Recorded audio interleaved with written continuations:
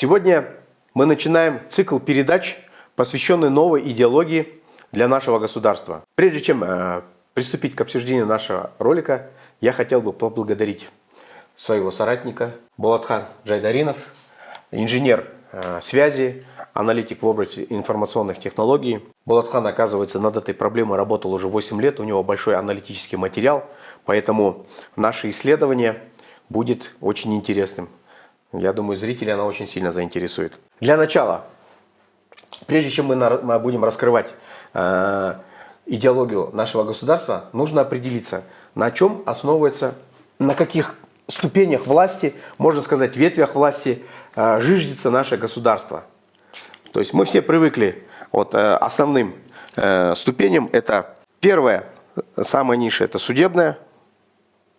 Она как бы регулирует все это. Вторая исполнительная.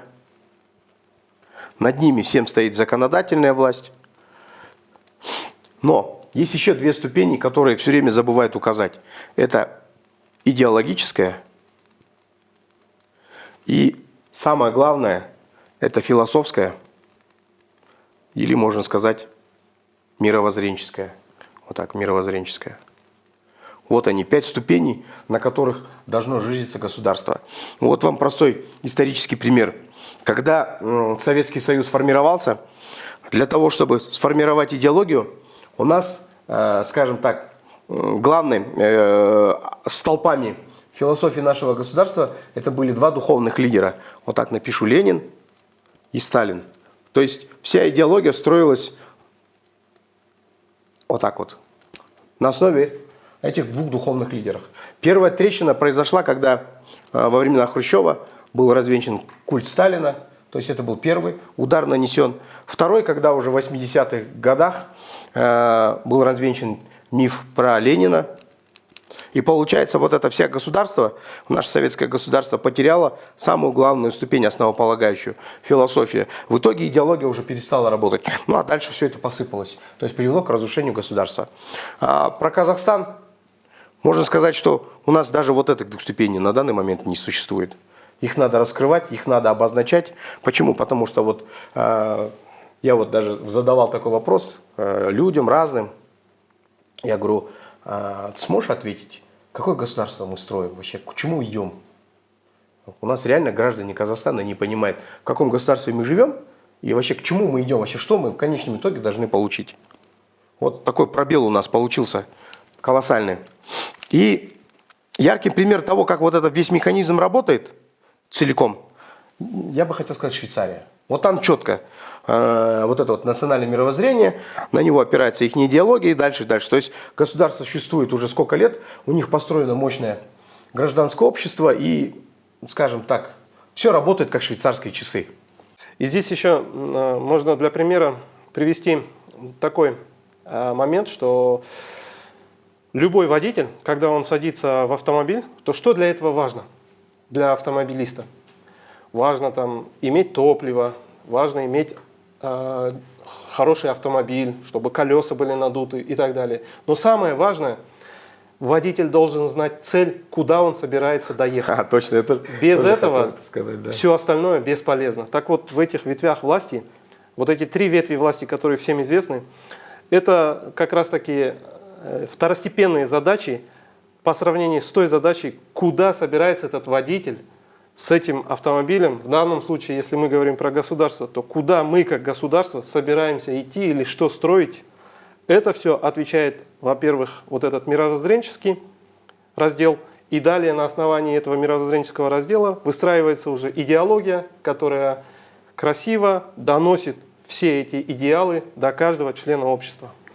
Все правильно. Поэтому мы на основе вот этой нашей концепции будем, скажем так, снимем 4 видеоролика. Сегодня первый видеоролик будет посвящен, мы сделаем такую общую историческую ретроспективу, обозначим основные направления.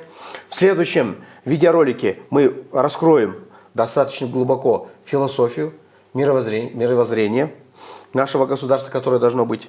И следующая идеология, когда мы подойдем к идеологии, наверное, она будет состоять из двух роликов. Почему? Потому что там уже надо будет очень много проблем понимать и экономических, и политических, и социальное устройство, какое должно быть. И вообще к чему мы идем, грубо говоря. Но для начала, прежде чем мы приступим к обсуждению новой идеологии, которую мы собираемся формировать, сначала определимся, в каком исторический момент мы сейчас находимся. То есть первое, вот я уже неоднозначно в своих роликах обозначал, Третья мировая война уже началась. Все, вот сейчас вот произошло такое страшное событие. И вот одним из ярких примеров это вот теракт, который произошел в России в торговом центре. Почему? Потому что он резко взвинтил все ставки. И сейчас многие аналитики говорят, что теперь это действительно развязывает руки для многих участников боевых действий между Россией и Украиной. И если вина Украины в данном теракте будет доказана, что война уже может применяться ядерное оружие. То есть вплоть до этого. То есть ставки повышаются, Третья мировая война уже в полном разгаре. В прошлом видео вот на Зоне КЗ, в своих роликах, я четко обозначил, что Казахстан собирается использовать как площадку для, скажем так, разборок. То есть у нас три основные главные силы. Это Китай, Соединенные Штаты, скажем так, англосаксонский мир, потому что там не только Соединенные Штаты, и Россия. И все это борьба будет разворачиваться не на жизнь, а на смерть на территории Казахстана. Основная причина почему? Потому что в будущем, вот мы все знаем, что сейчас идет полностью трансформация вот этой геополитической ситуации, и в будущем для того, чтобы доминировать в мире, нужно обладать, скажем, три аспекта самых главных, которые будут определять доминирование. Это логистика, ресурсы и технологии. И вот Казахстан, мы оказались как раз в самом эпицентре, потому что мы есть, скажем так, самое главное логистическое сухопутный коридор для Китая. И плюс мы еще обладаем уникальными ресурсами. Особенно вот здесь вот на первом месте стоит урановые залежи в Казахстане. Почему? Потому что мы добываем почти 40% мировых запасов. То есть от Казахстана будет зависеть вот эта все ядерные технологии во всем мире. Поэтому, сразу говорю, на территории Казахстана будет развиваться борьба не на жизнь, а на смерть.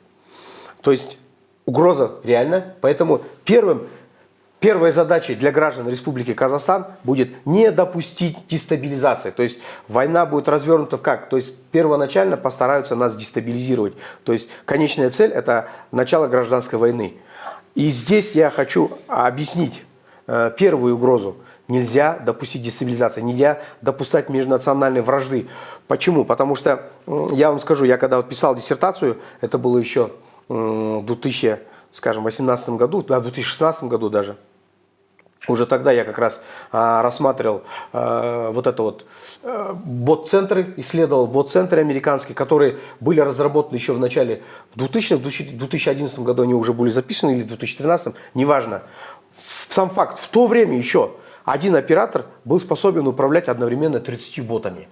А сейчас при наличии искусственного интеллекта он может, не знаю, управлять, не знаю, тысячами, да, может быть, даже еще больше. В чем смысл?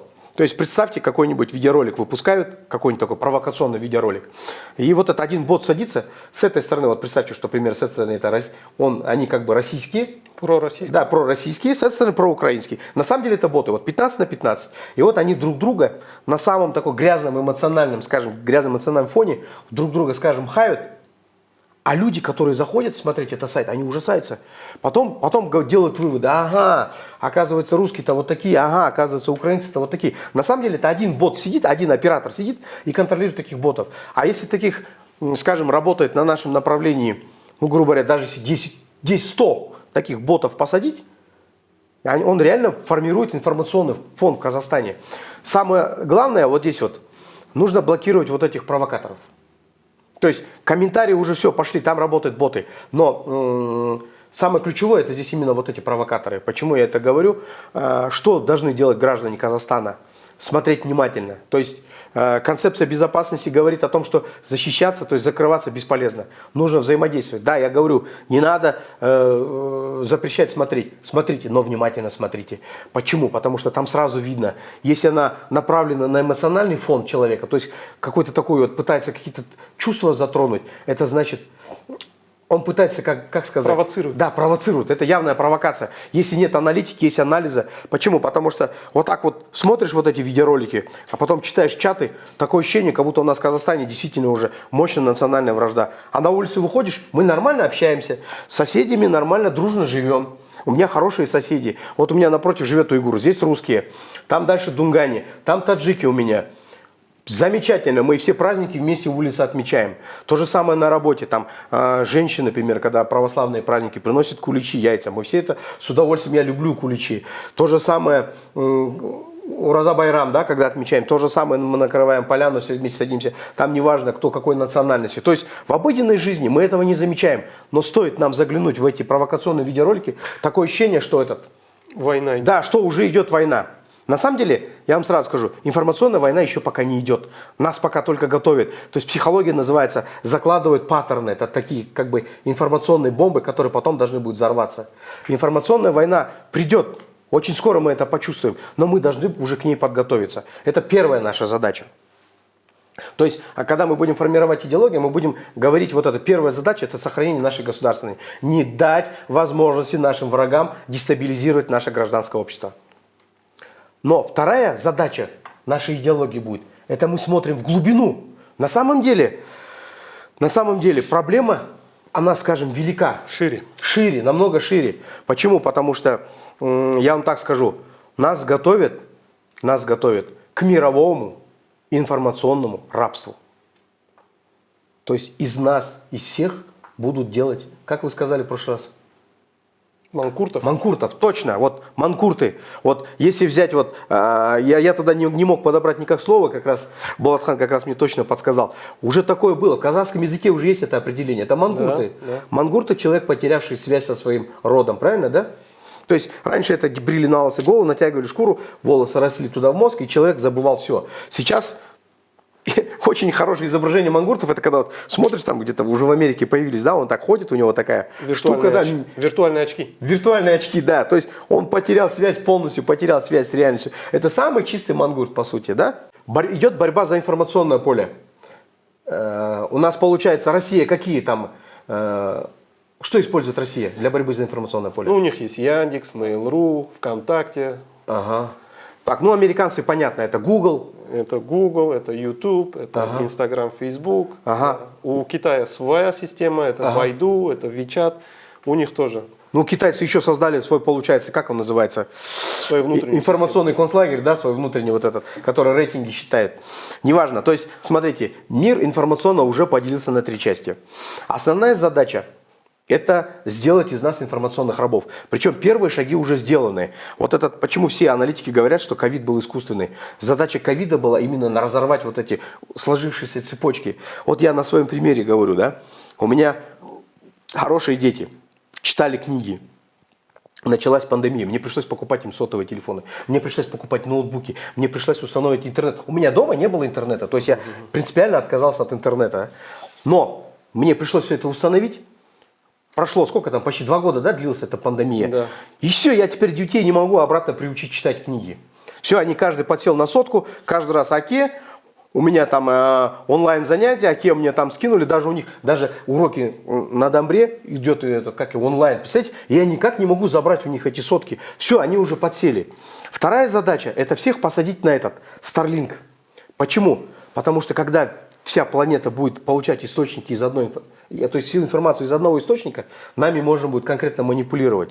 Причем уже сейчас уже была информация, что Google подключил туда искусственный интеллект. Полностью слежка идет за нами. Каждый наш запрос в интернете, каждый раз, когда мы что-то спрашиваем, он запоминает это все. Получается, у искусственного интеллекта Google есть цельная такая картина. Кто мы, что мы. То есть я вот сыну своему говорю, вот этот Google знает про тебя больше, чем я. То есть, чем я, отец, знает про своего сына, этот Google знает про него больше. И завтра, когда придет время, он будет подсовывать именно ту информацию, которая нужна будет. То есть, и тем самым он будет формировать мировоззрение вот этих подрастающих поколений. Точно. И получается, здесь срабатывает известная всем издавна пословица: «Хочешь победить врага, воспитай его детей». И сейчас мы видим, как искусственный интеллект, как эти информационные технологии от А до Я, начиная от самых яслей, показывая различные мультики, формируют мировоззрение этих детей. И когда они там через лет 10-15 становятся взрослыми, то это будет уже совершенно иное поколение, которое никак не связано ни с родителями, ни с историей, ни со своим народом. Точно. И вот здесь возникает вопрос такой, на каком историческом этапе мы все это, грубо говоря, потеряли? Как так вышло, что мы оказались вот сейчас, на данный момент, в полнейшей пустоте? Ну вот смотрите, с развалом Советского Союза, когда вот вся наша идеология рухнула, мы оказались в бездне, и вот здесь сработал карго-культ. Помните вот это такое понятие, вот карго-культ? Да, тут надо будет раскрыть сам смысл этого понятия, как он возник. Во время Великой Отечественной войны вооруженные силы Соединенных Штатов создали базу где-то в Тихом океане, Да, Полинезийские острова, да-да. на одном из островов. И там они организовали свою базу перевалочную, там склады и все это. И местные жители, которые там жили, они никогда не видели других людей. И тут они увидели, что к ним прилетают разные люди. Они прилетают с неба.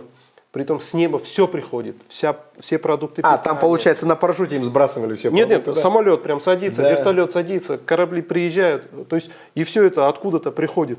И для них это было звучало как боги сошли с небес и посетили нас. И поэтому, когда уже война закончилась, американцы уехали, то эти люди, они начали искать этих богов. И в надежде, что американцы вернутся к ним вновь, они стали из соломы делать все то же самое, что было у американцев. То есть самолеты из соломы, взлетная полоса из соломы.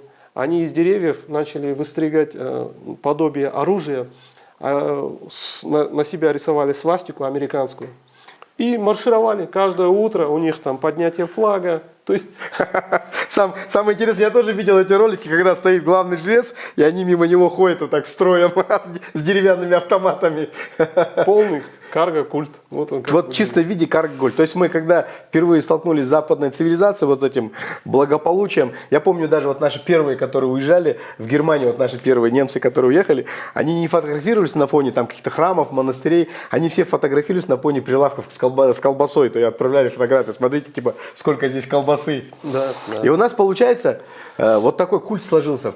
У нас это, кстати, в этом нельзя обвинять народ, молодежь, это весь народ. То есть мы все время говорим, вот у нас правительство такое, правительство точно такое же, как и мы. Вот как мы, карго-культ, так же они формировались в этой же самой среде. Они выходят из народа. Да. Они не вышли из народа, да. Они не инопланетяне. Ага. Они там не из какой-то другой континента или страны. Они такие же казахтың қарадумалақ азаматтар. Вчера только разбогатели. И они, получается, у них вот этот, он сидит, вот депутат, да, он получает большие доходы, а своего вот этого глубинного, как сказать? Понимание. Да, он потерял, получается, связь со своими прошлым, вот это наши ценности предков потерял, перед глазами только карго-культ. И вот вся эта наша элита пытается подражать вот этой западной элите. Вот точно один в один, вот посмотрите рекламы, да, это называется гламур и дискурс, то есть как они сейчас нами управляют. Гламур это показывает нам, какой должен быть, да? Внешний вид. Внешний вид. И дискурс объясняет. То есть, вот читаешь любую статью, и вот меня жена говорит, смотри, говорит, оказывается, для того, чтобы быть богатым, надо больше тратить. Ну вот. Тогда, вот, там всякую такую ерунду пишут. И вот получается, человек, статус его, стал формироваться по внешнему виду. То есть, здесь часы Rolex, здесь какие-то кожаные, там, не знаю, туфли из крокодила, а здесь в руках правой руке должен быть iPhone, сзади даже должен стоять камрюха, девушка видит все это, и она говорит, о, какое, боже, какое счастье, я хочу выйти за него замуж. Выходит замуж и через 2 года приходит в ужас, потому что за всем вот этой вот гламурной, скажем так, глазурью, да, россыпи, оказывается пустота. Вот вам яркий пример Бушимбаева, да, то есть девушка вышла за богатого человека, а он-то, оказался, не знаю, там, монстр, убийца, да? То есть, как она сразу не смогла это разглядеть? То же самое парни. Почему у нас в Казахстане очень много разводов? Парень видит вот эту гламурную девочку, да, вот на дискотеке, она вся такая, скажем так, вся такая фифочка, да, он, да, зажигает, он влюблен в нее, все, он там готов платить, там у нас на юге же любят, вот так, дорогой колым за нее, все, он женится, и парни забывают самую простую истину, которую мужчины понимают с годами. Женщины меняются. После первых же родов она полностью изменится. Кости станут шире, нога там она начнет расти, там что угодно. То есть от этой фифочки ничего не останется. И он потом ей говорит, а почему я-то влюбился вот в один образ, А в итоге получил вот кого, и он начинает бегать обратно, а убегать от жены. Вот у нас же сколько вот таких трагедий, когда молодой парень женился, и уже на второй год начинает обратно бегать на дискотеке, искать свой идол, потому что жена перестала быть этим гламурным идолом, правильно? Вот у нас откуда идет трагедия, вот она, карго-культ. И, скажем так, я хотел бы сейчас сделать небольшую историческую ретроспективу, то есть вернуться в прошлое, сделать анализ. Что же есть у нас? То есть у нас есть свои вот эти вот, как сказать, ценности, скрепы, которые нам просто мы их растеряли. Давайте вернемся, еще раз посмотрим.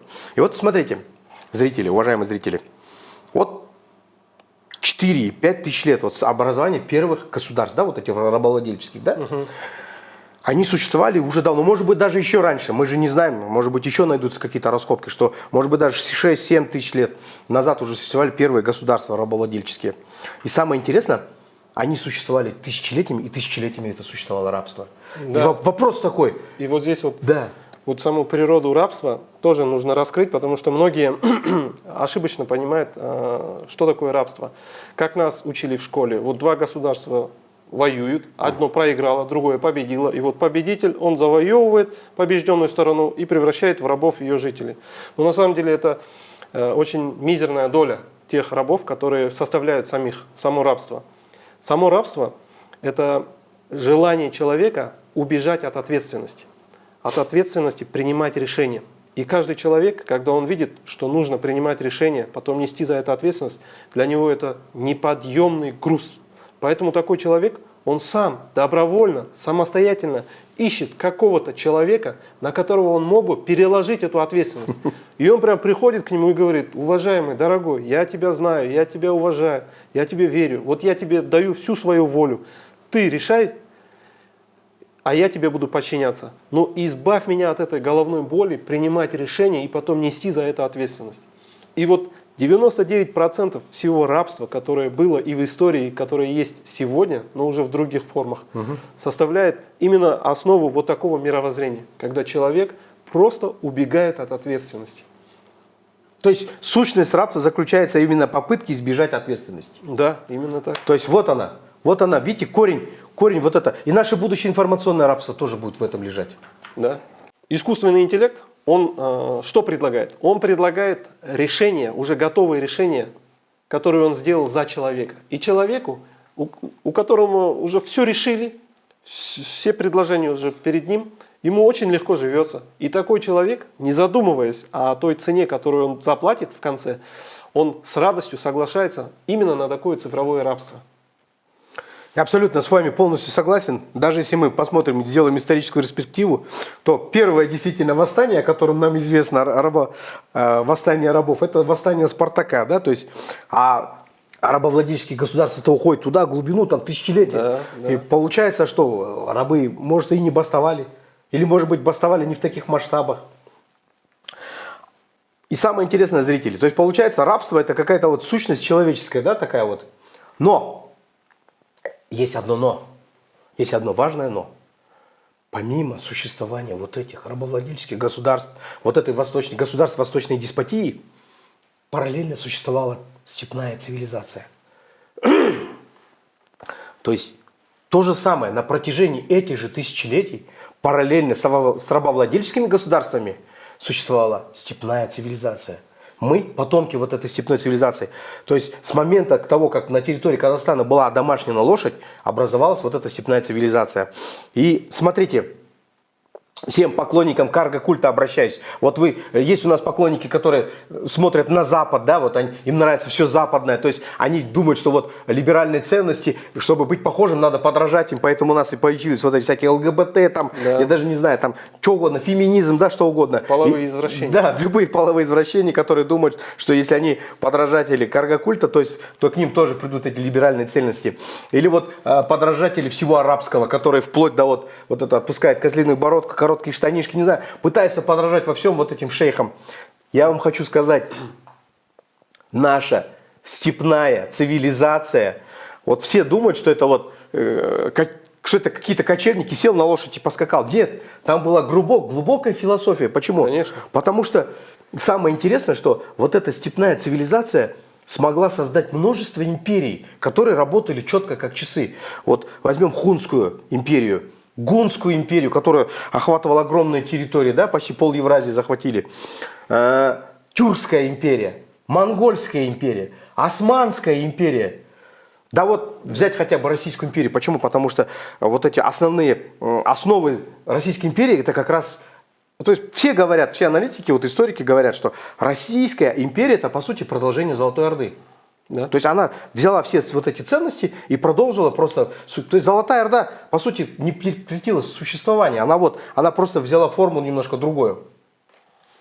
Те же самые в Индии Бабур-хан, Да. империя моголов. Империя моголов. В Египте это мамлюки. Мамлюки. То есть, смотрите, наши предки, да, даже если они попадали куда-то рабами, они все равно рано или поздно возглавляли это государство, создавали новое государство. Взять Бибарс, да, вот яркий пример. Мамлюки это же рабы. Да.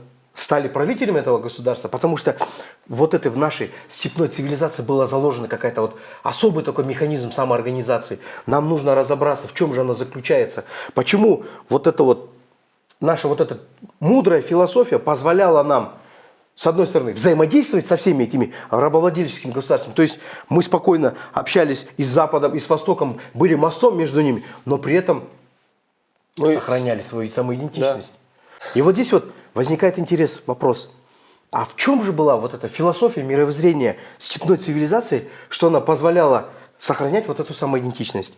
Ну, для начала, наверное, первое, это связь с космосом, правильно? Однозначно. Однозначно. То есть мы воспринимали, получается, вот весь космос как Бога, да? То есть Бог Тенгри олицетворял все небо, то есть весь космос. Так получается? К чему я это говорю? Потому что наша степная цивилизация очень легко взаимодействовала со всеми религиями. То есть для степного, для человека степной цивилизации, вот почему-то вот у нас очень много вот это начало возрождаться какой-то религиозной вот этой возни, вражды. Хотя я скажу, что вот за всю тысячелетнюю историю степной цивилизации, заметьте, не было ни одной религиозной войны на нашей территории. Было такое? Почему?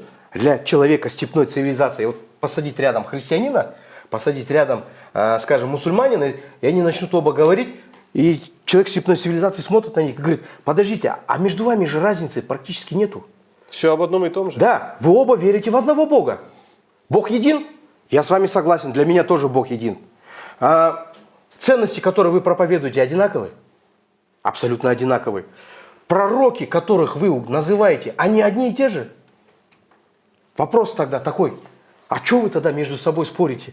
По сути, что христианин, что мусульманин для человека степной цивилизации было абсолютно идентичны. Поэтому мы встречаем в истории, что некоторые племена у нас были христианскими, несторианского толка. Помните, вот кирииты, найманы, да, ну там еще, наверное, были. Некоторые буддисты. Некоторые буддисты. Некоторые шаманизмом. Некоторые шаманизмом, да. Ислам спокойно вошел, безболезненно, потому что для человека степной цивилизации он не видел здесь противоречий. И мы здесь в Казахстане продолжаем эту традицию. Посмотрите видеоролик, если мне не верите, посмотрите видеоролик в Чимкенте, как отмечают Масленицу. Там огромное такое поле, там столько народу было. То есть все радуются этим праздникам. Даже вот крещение, да, крещение, когда вот купается в проруби. Там и казахи тоже активно. Почему? Потому что есть в этом празднике какое-то сакральное. Конечно, конечно. Причем, заметьте, Рождество Христово, вот эта дата Рождества Христова, она отмечалась еще задолго до появления христианства. Это был еще в Египте, это день рождения бога Ра. Даже так. Да, так, она уходит глубоко в корни. То есть, на самом деле, вот эти сакральные даты, они не просто так появились. Они еще в древней цивилизации уходят. Поэтому мы их чтим, потому что мы чувствуем, что в них есть что-то. Поэтому, когда кто-то говорит, не празднуйте Новый год, это харам, как ты не понимаешь, это же классный детский праздник. Это есть возможность с семьей, когда собраться, подарить детям подарки. Как можно вот на основе религии, да, сказать, вот ислам это запрещает, запретить детям праздновать Новый год. Это нужно быть настолько, как называется? Зомбирован? Да, настолько зомбирован, такой невеждым, да. Вот эта степная цивилизация, она всегда показывала свою открытость всем религиям, которые приходили в степь. И получается, несмотря на то, что в течение тысячелетий разные религии приходили в эти земли, сами степняки, сами представители этой цивилизации, они не потеряли внутренний стержень. И они свободно и открыто общались как с представителями одних верований, так и с представителями других верований. А вот здесь вот, Балахан, такой интересный вопрос. А что же позволяло человеку степной цивилизации свободно взаимодействовать со всеми этими культурами, но не терять своей самоидентичности? Что же такое было главное? Вот вы в прошлый раз мне показывали, мне так интересно. Ну, здесь, наверное, очень главная связь – это связь со своим прошлым, со своими предками. Все слышали такие слова, как аруах, либо духи предков. Да. И они составляли неотъемлемую часть мировоззрения и философии степной цивилизации. Если посмотреть, то все знают, что у нас есть такой термин, как джейтата. И если смотреть, как его понимают сегодня, то джейтата у нас отсчитывается от самого человека и 7 Вот поколений. Получается, я и Да. 7 поколений вниз. Вот отсюда, я, всем вниз, да? Ну, лучше вверх. Потому что... Хорошо, вверх, да. Да. Не, вы же сами говорили, в глубину. Мы смотрим все время в глубину. Ну вот- Я и в глубину. Вот сейчас мы дойдем до этого. Лучше снизу начать, чтобы было лучше объяснить.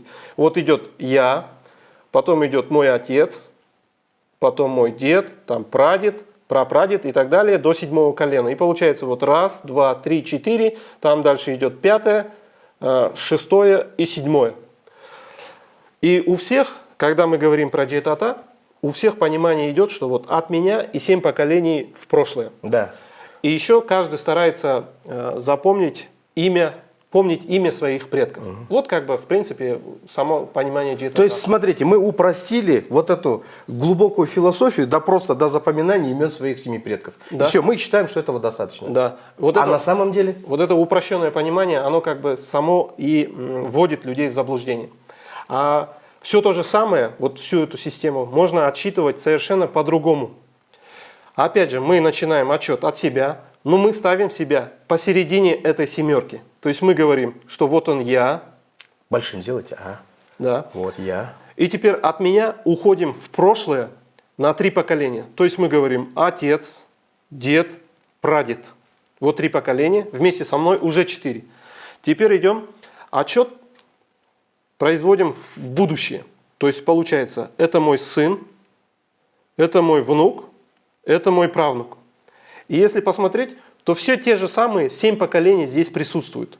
Все те же самые. Но вот эти 7 поколений, которые вот мы упрощенно смотрели до сегодняшнего дня, они относятся к нашему правнуку. Если посмотреть, то у нашего правнука все то же самое. Это все его 7 поколений. Но если мы, например, смотрим отчет отсюда, то мы не вспомним, кто был наш вот этот 7-й дед, предок. Очень сложно это вспомнить. Мы только имена помним. Да, и имена и все. А если мы сидим посередине, то мы прекрасно помним или имеем возможность узнать, кто наш был прадед. Кстати, многие за своих прадедов живыми застают. Конечно. Далее, кто был наш дед, кто наш отец. И мы же, так как мы живой свидетель всей этой истории, мы же, воспитывая сыновей, внуков, потом своим правнукам, можем как живой свидетель объяснить, рассказать и показать, кем были все его 7 предков. И получается, то ли ты это узнаешь от кого-то где-то, что якобы кто-то что-то там делал, то ли это ты узнаешь от своего прадеда, Ну, до правнука еще дожить надо. Конечно. Но хотя бы внуку ты успеешь. Да, и тут смотрите, здесь есть несколько моментов, чтобы дожить. Да? Это, во-первых, здоровье. То есть мы тут обратно уходим в философию, Да. которую мы будем позже раскрывать. Да. Что, чтобы вот это все осуществить, у человека должно быть отменное здоровье. Это одно. Во-вторых, тут есть такое понятие, как щежре. Опять-таки, сегодня щежре – это просто каталог, перечень имен всех своих предков. Ну, там, вплоть до Адама. Но на самом деле щежре – это совершенно иное, оно более глубокое понимание имеет. Это, если говорить по-русски, родовая книга. Родовая книга. И в этой родовой книге вы, во-первых, как потомок своих предков, во-вторых, как зачинатель и отец своих потомков, вы в этой книге расписываете все те ценности, которые для вас важны, которые вы пережили через всю свою жизнь, и вы их расписав в этой книге, передаете своим детям и внукам. И эту книгу не нужно никому показывать, ее не нужно ни перед кем хвастаться. Ее нужно беречь как самое ценное в семье, вот Шанграк, институт семьи. И в нем это как конституция института семьи. В нем расписана вся история всех твоих предков. Как только вы распишете вот эту всю историю для своего правнука, вы уже охватываете поколение периодом больше 100 лет. Потому что 7 человек, они не, математически просто покрывают время больше века. Теперь, когда мы расписываем вот эту родовую книгу, то мы определяем промежутки горизонта планирования. То есть получается, смотрите, вот это вот почему очень хорошо планировать, потому что ты видишь, получается, в глубину на 150 лет Да. и В прошлое. в прошлое, и в будущее, получается, где-то на 150 лет. Да. И у тебя получается горизонт планирования уже 300 лет. Конечно. И здесь получается как? Вот что такое рабство? Раб, он отказывается от ответственности, в итоге он отказывается от планирования. И тогда получается, что такое свобода, если так уж раскладывать, то свобода – это возможность планировать свое будущее. И здесь мы определяемся уже горизонтами этого планирования. Кто-то сегодня планирует свое будущее на год и считает, что это и есть признаком свободы. Кто-то планирует на 10 лет, кто-то может планировать десятки лет. Но мало кто, да, может планировать на период больше 100 лет. Это очень сложно сделать. Вот возьми любого ученого, возьми любого человека, и он будет в затруднительном положении, чтобы суметь спланировать. Ну, я знаю только одну цивилизацию, это вот китайская цивилизация, которая умеет планировать на столетия вперед. Ну, то есть, да. Остальные цивилизации так не смогли. А здесь, имея эту родовую книгу, вы получаете возможность, во-первых, получить тот план, который был у ваших предков. Это ваши же родные отцы и деды. Это не какой-то левый человек. Это ваша родная кровь.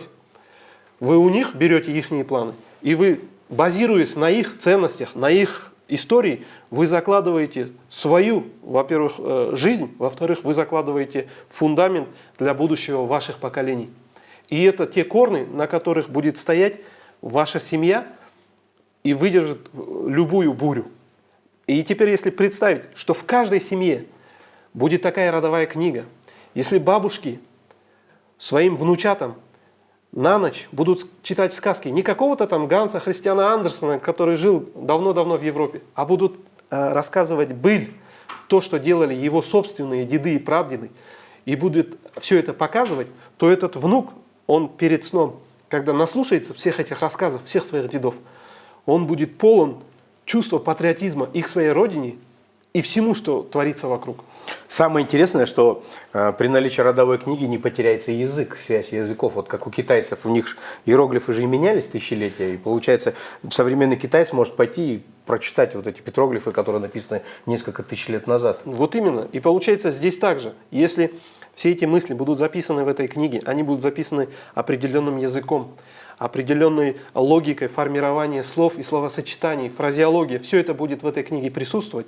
Также в этой книге будет присутствовать вся история народа, то у этого народа невозможно будет поменять ни письменность, ни заменить историю. Она будет написана самими людьми. Притом такая книга будет храниться в каждом доме. И любой, кто захочет поменять историю или письменность этого народа, ему придется Поменять каждую семью, да. зайти в каждый дом и переписать эти книги, что неосуществимо. Да. Очень интересное. Вот я первый раз только от вас услышал, что оказывается жетата это когда надо смотреть и вперед, и назад. И что мы как раз вот и получается вот этот центр, вот этот, если вот так посмотреть, почему действительно взгляд в космос, мы, получается, смотрим в глубину истории. Вот такая цепочка идет, идет, идет, вот так вот. Вот здесь мы, такая жирная точка. Вот мои сыновья, мои внуки будущие и так далее. И получается, моя главная задача – это не дать этой цепочке разорваться. Именно об этом идет речь. Да. То есть, главная моя функция, получается, в этой истории, в этой цепи – это не дать возможность сорваться этой цепочке. И то, как мы себя ведем по жизни, то, как мы проживаем свою жизнь, оно потом же сказывается на будущем наших поколений. Если мы, например, освоили какую-то науку, то дальше нашим детям достичь каких-то результатов в этой науке будет намного легче, нежели если мы, например, забьем на все, пойдем в этот карго-культ, зайдем в этот искусственный интеллект и в какие-то иллюзорные ценности, да, уйдем, не изучая ни новых наук, ни новых технологий, то после этого нашим поколениям будет намного сложнее. Уже сегодня мы отстали по многим технологиям. Уже сегодня. Именно потому, что в свое время наши отцы и деды не осваивали эти технологии. И если посмотреть в ретроспективе, то у нас всегда идет отставание, ну там, дай бог, 100 лет, а то может быть и 200 лет. А если мы, каждый будет понимать ту ответственность, которая лежит на нас, да, в этой цепочке, то тогда каждый своевременно будет осваивать новые технологии, то тем легче будет нашим детям выстраивать то будущее, счастливое будущее, которое мы так или иначе желаем для всех своих потомков. То есть, смотрите, вот вы пока говорили, у меня такая мысль промелькнула. Может быть, успех японской, вот сейчас японской государственности как раз есть в том, что они сохраняют вот эту свою, как называется, цепь. Я знаю, что у них во многих семьях вот эти мечи, которые... Если даже не пишут родовые книги, они хотя бы хранят этот меч. Память хранят. Да, родовой меч. То есть, получается, этот меч, и есть вот эта связь, да? Да. Но родовая книга будет еще лучше. Конечно, родовая книга – это самая основа, и это тот принцип, который у нас, мы его не сегодня придумали, также. Да. Ведь шижире, об этом знают, я не знаю, это вся история наша записана в этих шижире. Джитата тоже, она у нас всегда была. То есть, когда-то давно наши предки понимали ценность этих вещей, и они так себя и вели. Вот простой пример, это если любой человек возьмет, да и прочтет, например, полное имя Авиценны, Аль-Фараби, да?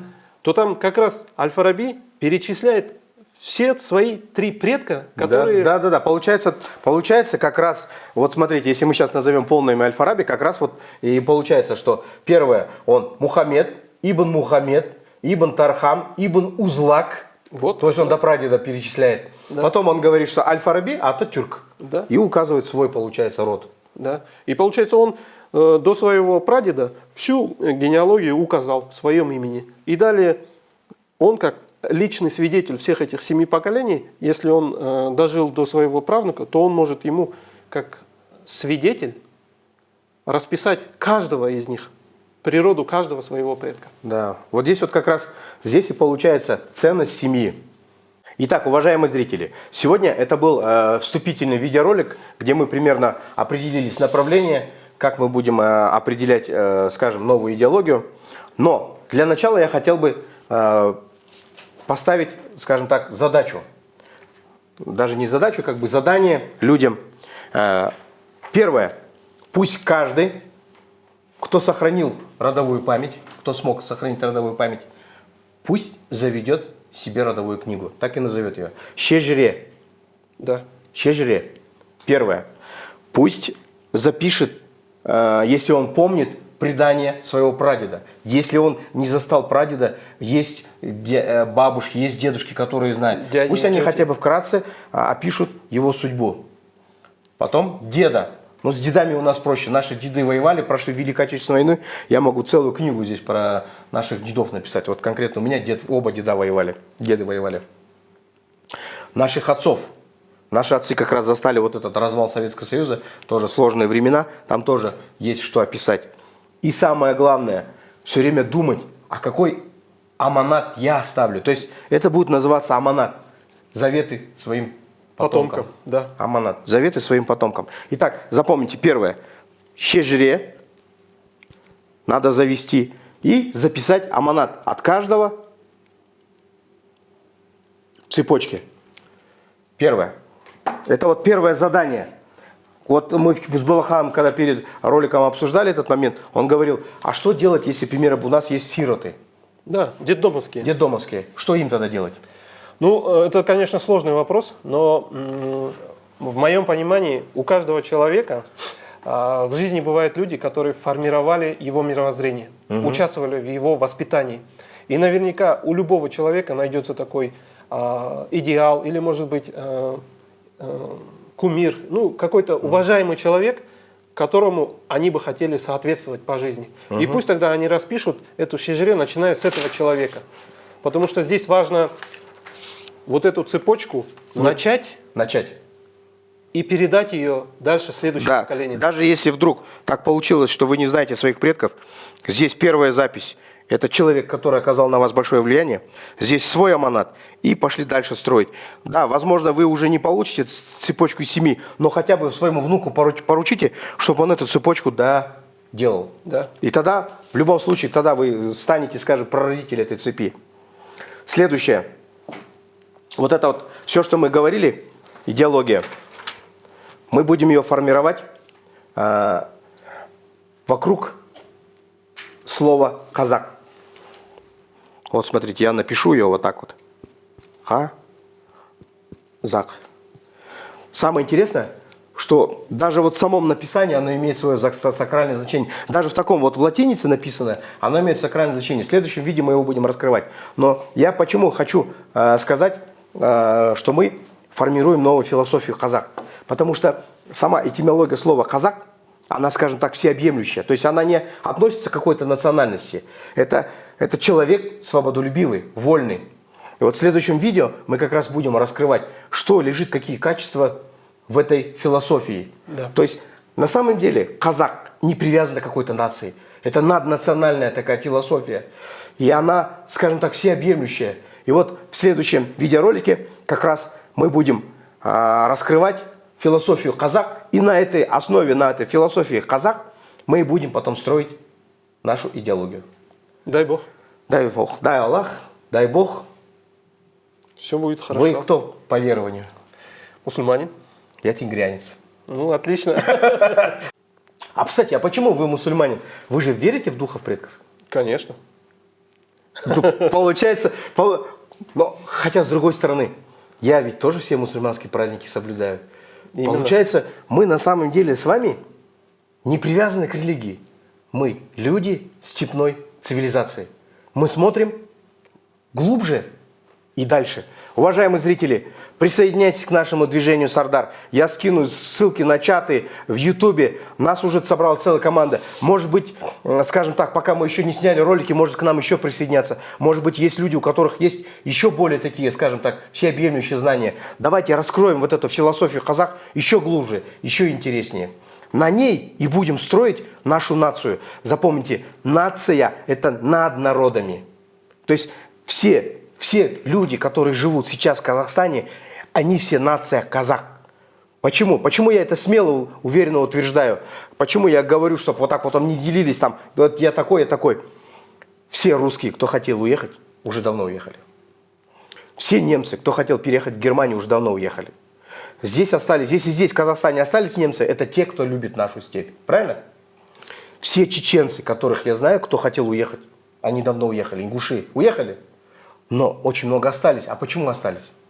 Потому что они люди степной цивилизации. Они все казах. Они все, скажем так, вот я вам так скажу, все, кто хоть раз был в степи, кто хоть раз нюхал вот этого, вдыхал запах ковыля, да? Степной ветер. Степной ветер, да. Кто хоть раз видел, когда вот так на горизонте вздымаются вот эти белоснежные горы, видел, как бежит горный ручей, он уже вот это несет, вот это зерно, самое главное, да? Мы в следующем ролике, кстати, расскажем, какую роль здесь играет тоже география вот нашей степи на формирование нашего мировоззрения. Он уже несет в себе это зерно, вот это самое главное. Он в душе казах. Мы все казах. До скорой встречи. Сау болыңыздар. Всего доброго.